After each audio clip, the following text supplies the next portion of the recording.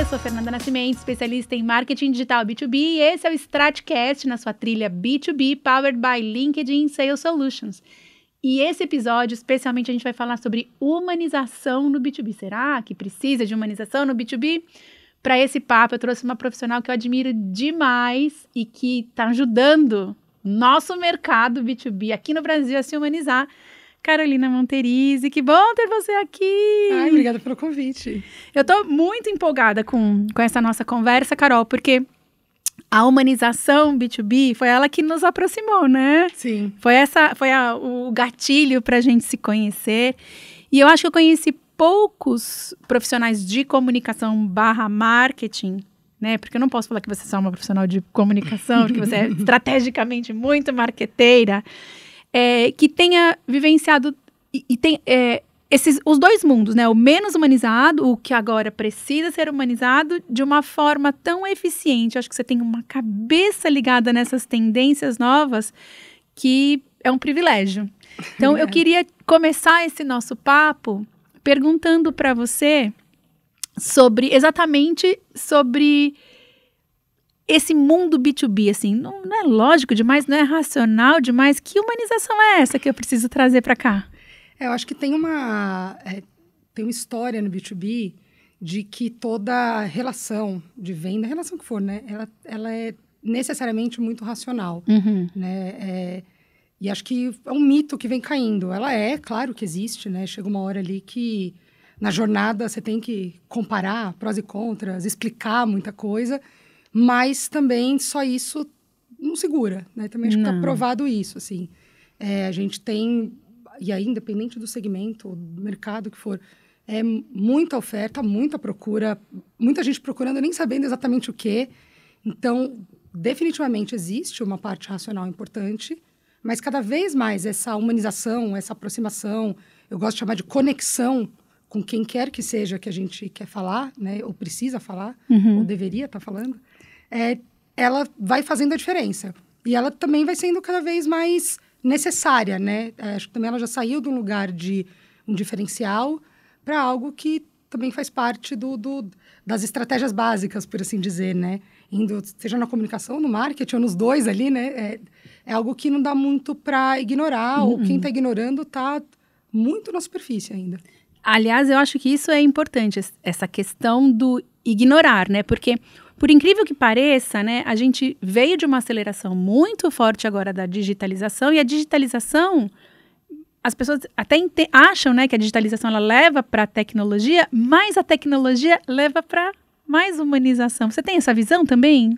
Completamente, assim, eu acho que tem um olhar um pouco simplista de achar que digitalização, tecnologia e humanização são coisas opostas. E elas são complementares, né? Eu acho que tem mesmo e cada vez mais um olhar para a digitalização do B2B, que também era um mito, que falava que não, né? Você precisava ali, a compra do B2B era, né, muito só na relação e naquela coisa ali meio dada. E a gente vê, né, desde e-commerce para vender aço, que você fala assim, nossa, né, nunca imaginei. Como é algo pode, né? que traz resultado. Mas, ao mesmo tempo, você começa... A tecnologia ela vai virando commodity, né, de alguma forma. Talvez excluindo um pouco empresas que vivam de tecnologia, sejam empresas de tecnologia, aí você começa a ter também essa oferta, né? Mas empresas que estão se digitalizando, independente do que ela está digitalizando ali, se é a parte de venda, de relacionamento, enfim, onde ela está trazendo isso, todo mundo está fazendo, né? Cada um no seu ritmo, uns mais, uns menos, mas também é isso, né? Todo mundo está fazendo, vira uma forma de, por exemplo, comprar e vender no B2B, mas não quer dizer que não tenha outras coisas que você deva fazer, e aí é onde entra a parte humana, seja na venda, seja na comunicação, seja no relacionamento, ou em tudo isso, né, inclusive. Ou em tudo isso. Você vive o B2B, né, Carol, responsável por toda a estratégia, né, hoje da B2Bs, que é o braço B2B da FBIs, que é uma das maiores agências digitais do país, e você está acostumada com esse cliente B2B, que não é esse tradicional, o early adopter da humanização, que é a tecnologia, mas que é esse que ficou lá atrás na curva de adoção e que tem mais dificuldade, inclusive, de compreender, porque parece que era tudo... Mas é tão simples, né? Meu produto, eu não preciso nem falar do benefício do meu produto, porque na verdade, não preciso nem comunicar o meu produto. Uhum. E quando a gente vem para o mundo digital, né, ele começa a sofrer, porque o cliente, ele descobriu novas formas de começar essa relação com os fornecedores, ele está na busca, ele está fuçando o que acontece, e ele vai encontrando outras possibilidades que não aquela que ele já está acostumado, aquele fornecedor de quem ele compra há tanto tempo, e esse consumidor novo, que a gente tem, essas novas gerações, eles são do teste, né, eles querem testar. Eu queria te perguntar, você que vivencia diferentes clientes B2B, né, os mais tradicionais, os mesmos tradicionais, como é lidar com essa fricção, sabe, assim, como que a gente faz para diminuir, inclusive, essa defesa do cliente que fala assim, não, aqui vamos continuar do jeito que a gente sempre fez? É interessante, porque trabalhando numa agência como a FBIS, e especificamente no nosso núcleo focado em B2B, a gente fala com diversos tipos de clientes, tanto em segmento, quanto em tamanho, e quanto nessa maturidade aí de comunicação, né? Que é onde a gente é o foco do nosso trabalho, sempre pensando em resultado, mas trabalhar a comunicação. A gente vê um pouco de tudo, né? Mas também, todos esses anos, você vê um pouco uma mudança, ou pelo menos uma vontade de uma mudança, né? Claro que cada empresa tem sua cultura, né? Eu acho que a coisa que mais me chamou a atenção quando eu comecei a trabalhar comunicação no B2B é que a minha sensação é que tinha muito dogma, assim, né? Você tem que fazer o evento, você tem que estar no evento tal. Também você estando no evento está resolvido. A gente falava, não nego nem de longe, assim, a gente ficou anos aí sem evento, então a gente sabe a importância, mas será que é só isso? Ou eu não preciso fazer comunicação, todo mundo já me conhece, eu já sou... E aí a gente, conversando mesmo com o cliente, você vai entendendo e você também começa a mostrar, né? De fato, todo cliente B2B precisa fazer comunicação publicitária? Talvez não, mas todo cliente B2B precisa trabalhar a sua reputação? Sim. E tem muitas formas de trabalhar, né? E aí a comunicação é fundamental para isso, e aí você tem formatos, estratégias, né? Coisas que você pode fazer. Mas é interessante porque a gente vê, assim, nesses anos todos, você vê uma abertura maior para essa conversa. Ainda tem um pouco, assim, de forma mais geral, uma busca por fórmulas muito prontas. Ah, verdade. E aí é onde eu acho... Eu cuido especificamente da área de estratégia e a minha história, meu background vem de conteúdo, né? Então, é onde eu sou aquela que veio da notícia que, assim, tem fórmula que a gente pode partir dela, tem ferramenta, tem, né, tem boas práticas... Mas também, se você está fazendo tudo igual, você, no melhor cenário, é o segundo, né? Então, assim, é difícil. Ainda é um pouco mais difícil ousar, porque aí também entendo que muita empresa B2B, aí excluindo um pouco empresas de mais de nova economia, né? Mas elas têm aí muitos stakeholders, pessoas que têm experiências diferentes. Então, não é tão simples. Mas é possível, né? Então, a gente começa com testes, começa com iniciativas específicas, mensurando o resultado, mostrando resultado, aí dependendo, né, do qual é o objetivo, mas mostrando resultado, inclusive além da venda, porque também tem isso, né?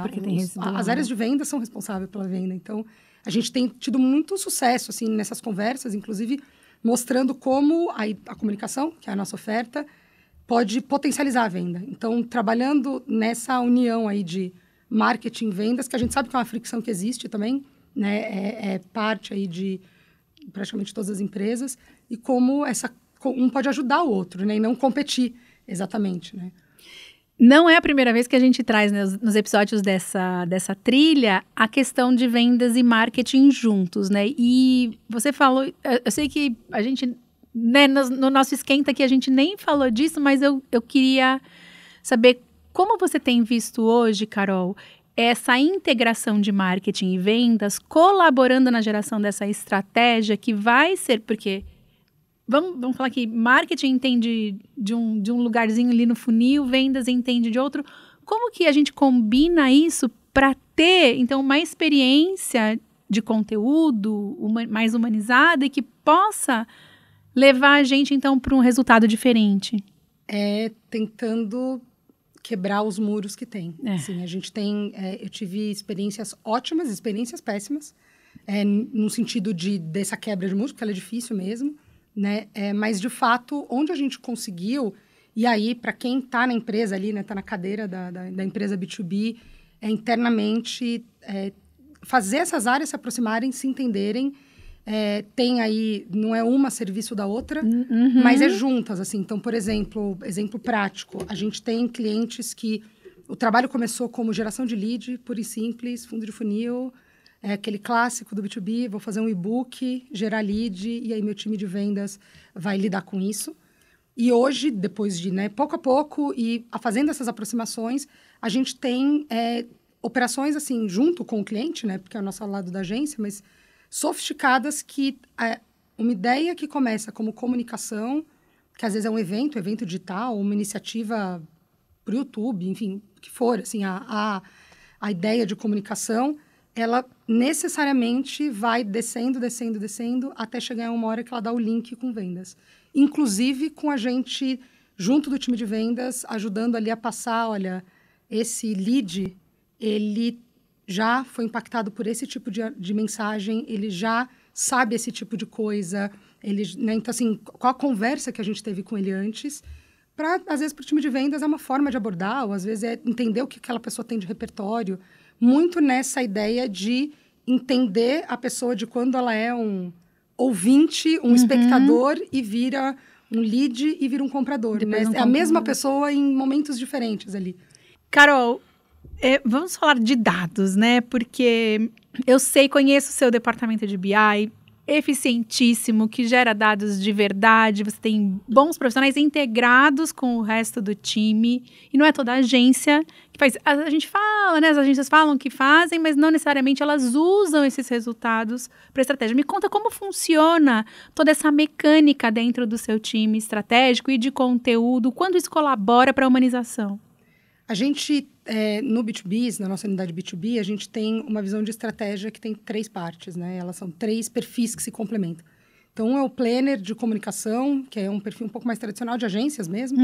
A gente tem um estrategista de conteúdo, então, que é uma pessoa que, mais do que a produção em si do conteúdo, ela está pensando em distribuição, mas está pensando também nas plataformas e formatos, o que conecta com as pessoas. E você tem um terceiro profissional, que é o profissional de inteligência, BI, né, de insights, aí tem alguns nomes possíveis para ele, que, inclusive, ali acaba tendo outras subdisciplinas, como SEO, social listening, coisas assim. Na nossa abordagem, a gente coloca esses 3 profissionais do começo da estratégia, né? Então, a gente entende o desafio do cliente, senta todo mundo junto, entende qual que é o problema e vai todo mundo caçar uma solução e vai trocando. Então, isso tem sido muito legal e a gente tem visto muito resultado bom, porque não é aquele olhar do BI que entra no fim de tudo para mensurar, deu certo ou não deu, e aí? Né? Fica só você coloca a pessoa no fim ali para falar, te trazer um número. Ele resultado. É do dia a dia, o dado vem no dia a dia. Exato, e ele está desde o começo, né? Então, ele tem uma missão de levantar dados, seja a partir de aprendizados do próprio cliente, do mercado, puxar em ferramenta, enfim, né? Ele vai ter as possibilidades ali, mas pensando na estratégia que a gente quer construir. Então, se eu tenho um desafio de um cliente que tem a ver com a percepção que o cliente tem do produto que ele está comprando ali, a empresa está comprando, a gente vai entender qual que é a percepção, e desde o começo, baseado em dados, né? De alguma forma, e aí cada caso é mas o time de BI participando e trazendo, às vezes, achados que não adianta eu sentar ali, só entrevistar alguém e tentar entender um pouco mais. A gente não consegue ter a visão do todo. Quando a gente complementa essas visões, tem sido muito legal, assim. E, de fato, não ser só esse BI que vem, monta um report, entrega, e aí você fica, eu faço o que com isso, né? Só para mostrar. Para mostrar, para o cliente. Ai, não deu, que pena. Aí você fala, mas não deu, né? E a gente tem isso, né, real time hoje. Isso é muito rico, porque você consegue corrigir, não vou falar nem corrigir, mas você consegue ajustar o seu conteúdo ali no meio da campanha, né? Então, peraí, dá um pause. E é teste AB, né? Digital é AB, né? Porque aí sim você consegue consegue uma melhor otimização antes, né? Sim. Com muita agilidade. Cara, você tem algum formato novo aí que vocês têm testado e que você tem visto que traz um resultado diferente? Porque também humanização é isso, é você entregar para o cliente o que ele quer consumir, né? Sim. A gente tem visto aí, na verdade, tem muitas possibilidades legais, que às vezes não é nem exatamente uma coisa nova no sentido de nunca foi feito, mas para que ele é feito, né? Então, por exemplo... E no B2B também. No B2B, a gente tem tido muito sucesso com podcasts. Era uma coisa que sempre falava, era visto muito como uma coisa de nicho. E aí a gente começa a mostrar que é uma ferramenta muito legal, é um tipo de formato muito legal, principalmente quando a gente fala um pouco mais para o topo do funil, né? Muito quando a gente fala, aí vai depender, claro, né, do caminho que você coloca, mas funciona muito bem. Por exemplo, você comentou quando fala de profissionais mais jovens, então, assim, é um conteúdo que pode ser muito informativo, que pode ser muito rico e cria essa relação. A gente também tem tido muitas coisas legais com evento digital. E aí não é pensar só um webinar ali, né? Que também tem sua função, é super importante. Mas que eu acho que até um tempo atrás era pensado muito como você sentar ali, te passar uma apresentação, coletei o lead e é isso. É isso. Não, pensar mesmo como experiência. Aí isso foi muito impulsionado pelos anos aí que a gente ficou, meses que a gente ficou sem poder ter evento presencial. Então, teve muito aprendizado. Mas mesmo agora, a gente ter uma experiência, às vezes, presencial, às vezes remota, às vezes híbrida, mas que esse evento, ele não é... Ele tem uma vida maior. Ele começa com uma ideia de, por exemplo, trazer um conteúdo muito informativo, segue, depois você consegue ramificar em subtemas de acordo com os perfis que você identifica, estende para um relacionamento, até preparar para o time de vendas ali, que vai falar com essa pessoa. Então, tem aí umas coisas muito legais quando a gente vê do B2B, que são até, às vezes, novas formas de ver formatos que... Também é isso, né? Ficar muito dogma, né? Não, muito, podcast mesmo. É só entretenimento ou notícia. Aí eu não quero ser um portal de notícias. Você não precisa ser, mas você provavelmente tem muito conhecimento na sua empresa, na sua área, no seu segmento, que pode ser muito estratégico você compartilhar com as pessoas, né? Mas o que você está trazendo aqui, ele meio que ilustra, né, alguns dados, né, que a gente tem escutado bastante. Por exemplo, os ciclos de compra no B2B, eles estão mais longos agora. Então, eu preciso me relacionar com esse cliente enquanto ele está deliberando. Eu tenho mais pessoas envolvidas nessa decisão. Então, como é que eu vou interagir com diferentes pessoas, influenciadores e decisores através de uma mesma régua? Eu posso fazer isso? Em alguns momentos, eu vou ter que ter o mesmo ponto de toque ali, né?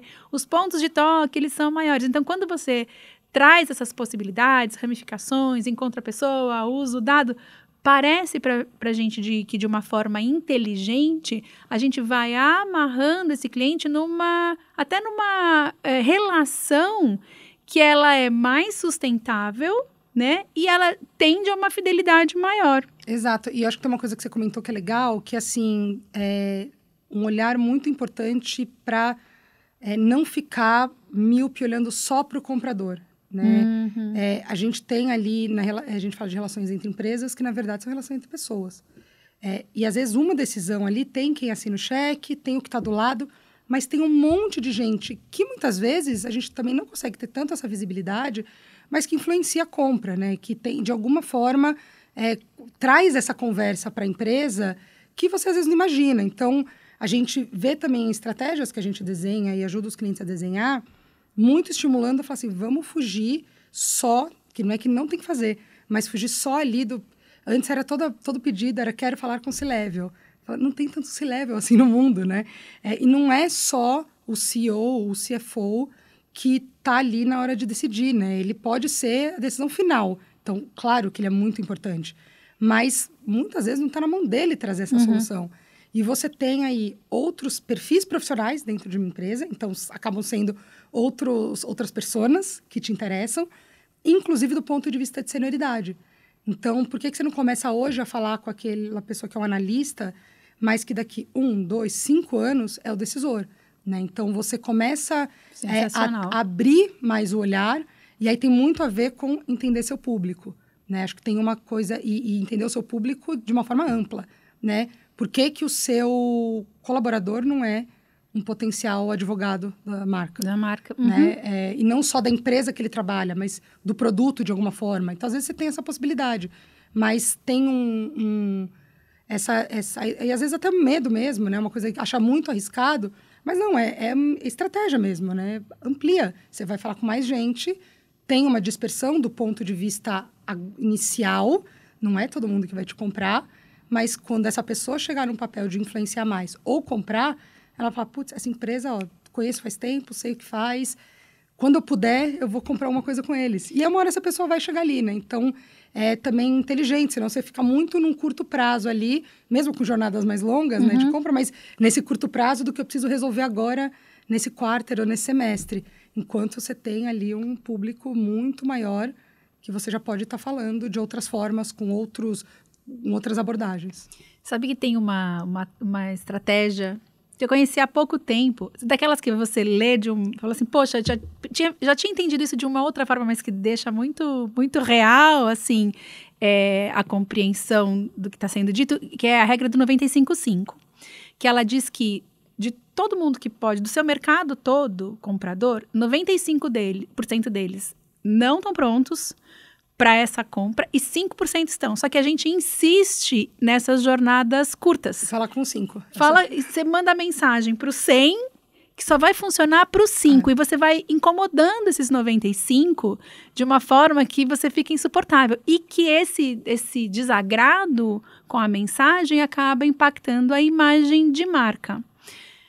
Isso tem tudo a ver com o conteúdo e com o que você está falando. Olha, vamos dedicar, porque assim, o conteúdo ele sempre vai ser o veículo, né, da nossa mensagem, né? E como é que eu doso isso, né? Como é que eu doso dentro de todo... É muito conteúdo, Carol, eu tenho que falar com muita gente. Como é que eu organizo tudo dentro de um planejamento, né? Como é que eu doso isso dentro de um planejamento? Mesmo quando a minha possibilidade de campanha e de investimento não é tão grande. Tem como fazer isso? Tem como equilibrar? Tem. O começo, ele parece muito óbvio, mas é, na verdade, uma das coisas mais difíceis, que é qual o seu objetivo. A primeira resposta é sempre vender. Você fala, entendi. Okay. Mas também é isso. Eu não sou o time de vendas, então vamos entender, porque você tem esse caminho. E aí, a partir do objetivo, você começa a entender. De fato, talvez não seja todo mundo, mas com quem você precisa falar e qual que é a mensagem de cada um. Não é necessariamente fazer muito conteúdo, mas tem uma coisa também, tem um equilíbrio aí entre uma presença, uma constância. Também não é só falar com a pessoa quando te interessa. Claro. Né? Então, você ter construir esse papel para você estar ali próximo, né? No fim das contas, B2B, B2C, o que todos eles têm em comum é que a gente está num jogo de atenção das pessoas, né? Que é difícil, Por que ela vai né? parar para ver o que você tem para dizer para ela com o mundo... Uma competição de tudo, né? Assim, então, mas eu tô falando com ele no momento do trabalho. Então, por que naquelas 8 horas de trabalho, que ele tem um monte de outras coisas, ele vai parar para criar essa relação com você? Então, de fato, você começa entendendo quem essa pessoa é e o que faz sentido e como eu vou alimentando, né? Então, quando você começa a ter isso e pensar numa consistência, você já está meio caminho andado, porque também não é fazer agora, paro... Aí, não deu certo no primeiro negócio que eu fiz. Já não reportou vendas. Você fala, mas era para venda esse conteúdo, né? Então, você tem que, de fato, ter um olhar... E as empresas, eu entendo que investimento todas as empresas, com muito budget, pouco budget, investimento é uma questão. Mas olhar para isso, entender isso como um retorno, o que vai te dar um retorno em curto, médio e em longo prazo também, é muito importante. Porque se você não começar, sempre tem alguém começando. E aí você vai ficando para trás. E nunca vai chegar, né? Nunca vai chegar. Agora, você falou uma coisa que é interessante aqui. Eu vou contar para você que eu tive excelentes aulas de ads com o seu time, né? Ao longo das minhas possibilidades de relacionamento com o seu time, que é queridíssimo, assim, competentíssimo. E tem uma coisa com ads que você pode fazer o filtro mais interessante. Colocar o dinheiro que você quiser, verbas altas, bids altos. Se esse conteúdo não tiver redondo, não chega lá. Não adianta. É uma combinação mesmo, né? Tem toda uma inteligência de investimento, segmentação, e aí você tem muita tecnologia por trás ajudando a encontrar quem você precisa encontrar, mas você encontrou a pessoa e não falou o que ela precisa ouvir, não falou que ela que faz sentido, que gera essa conexão. Você encontrou a pessoa e não disse nada para ela. Não disse nada, né? Então, e passou. Então, é muito entendimento aí na vida real, ali, na vida prática. É um trabalho que a gente tem que é desde pesquisa, entendimento, mas conversa com o cliente, conversa com o time de vendas, conversa com o cliente do meu cliente. E é um aprendizado que vai ouvir. E você também... E, ao mesmo tempo, aí falando na minha cadeira de agência, juntar isso tudo, falar. E como eu consigo surpreender? Porque eu acho que tem uma coisa, quando a gente fala de humanização, que é... E a gente falou um pouco de digitalização, racional. A gente está falando de uma emoção. Que não é necessariamente uma emoção triste, não é o humor ou a emoção para você chorar com aquilo, né? Mas é você pegar na pessoa de alguma forma que ela fala, peraí, eu nunca tinha ouvido falar isso, pode ser uma surpresa, pode ser acender uma luz. Então, você tem ali também, não entender tudo isso e você olhar e falar, onde tem que ter um toque de criatividade nesse sentido, porque eu também acho que fica uma coisa de, meu concorrente está fazendo tal, eu vou fazer também. Você fala, mas você vai fazer igual? Ele já está fazendo, você já chegou atrasado, né? Então, tem uma ousadia que às vezes não precisa ser algo muito ousado.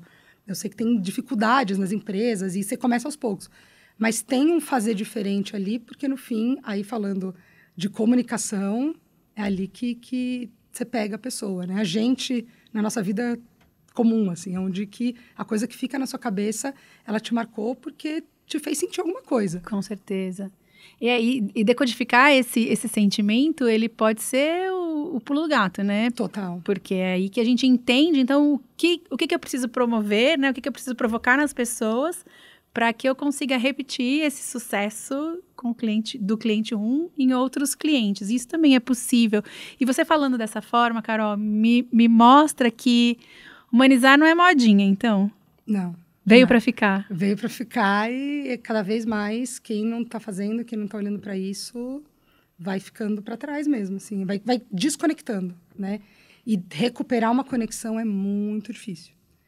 Então, quando falar, mas todo mundo já sabe quem eu sou, todo mundo e você não continua alimentando isso, depois para recuperar, alguém vai tomar o lugar, né? Então, mais complicado. Carol, a gente tá chegando, por incrível que pareça, a gente tá chegando no tempo do nosso papo aqui, embora eu sei que a gente possa ficar aqui por 2 horas conversando, que você vai ter mais conteúdo para trazer pra gente, vai ensinar mais e provocar a gente. Mas uma pergunta que eu queria te fazer eu conheci com você bons canais para eu me capacitar melhor também para essa questão de entender qual é esse caminho, né? Porque sempre vai ter um caminho novo amanhã, a gente é muito ágil na mudança. Como é que eu me preparo para esse caminho de entender a cabeça do meu cliente para então eu poder ter uma estratégia humanizada? Bom, eu acho que quando a gente pega, tem muita ferramenta e muita fonte de informação, né? Interessante. Primeira coisa que eu falo para todo mundo é não procura só coisa do B2B. Em que sentido, né? Quando a gente fala sobre entender as pessoas, você tem muitos aspectos. Então, procura sobre o seu mercado, sobre o tipo de pessoa com quem você quer falar, que tipo de coisa interessa, que outros conteúdos ela consome, o que ela busca na internet. E aí você que é um profissional B2B, faz esse filtro. Nem tudo vai servir para você, mas você vai ter coisa que é onde você consegue pensar diferente dos outros. Mas, além disso, você tem fontes de informação do universo B2B, porque tem também muita gente pensando nisso, que são muito interessantes. O que eu acho que que eu sempre falo para todo mundo primeiro, é o B2B Institute, que é, inclusive, uma parceria do LinkedIn. Do LinkedIn. Porque tem muito estudo, tem muita coisa séria que olha para essa dupla de marketing e vendas focado no B2B. Então, por exemplo, é lá que tem uma pesquisa que mostra que foi a primeira vez que eu vi, eu fiquei bem impressionada, que o comprador B2B é tão impactado emocionalmente por comunicação quanto um comprador B2C, né? Então, você fala assim, mas é pesquisa. Pesquisaram comunicações feitas para esses públicos, entenderam que a comunicação mais emocional, né, que cria uma conexão emocional, é mais efetiva também no B2B, não só no B2C. Aí você fala, peraí, aí você para e pensa no que você está fazendo, né? Você fala, mas então por que eu estou aqui fazendo lista de prós e contras só? Né? Por que eu não estou Matriz comparativa. Por que eu não estou trazendo outras coisas? Então, o B2B Institute, para mim, porque dali você começa a se aprofundar mais e mais. E conteúdo disponível, gratuito, Totalmente. Online, exatamente. Fácil de acessar. Fácil de achar e muito profundo, né? Você consegue ir puxando outras coisas. Carol, como é que eu te agradeço por ter vindo aqui colaborar? Eu acho que é muito rica essa sua experiência e é muito gentil a sua disposição sempre. Eu já encontrei você várias vezes colaborando com as pessoas. E eu acho que isso também é muita humanização. Eu acho que o nosso mercado precisa. Como é que eu te agradeço? Não, obrigada a você pelo convite. Foi ótimo. Quando quiser, a gente conversa. Pronto, já temos então a missão de marcar uma segunda rodada. Para você que está com a gente, obrigada por ter chegado até aqui. Espero que você curta também os outros episódios. A gente continua junto.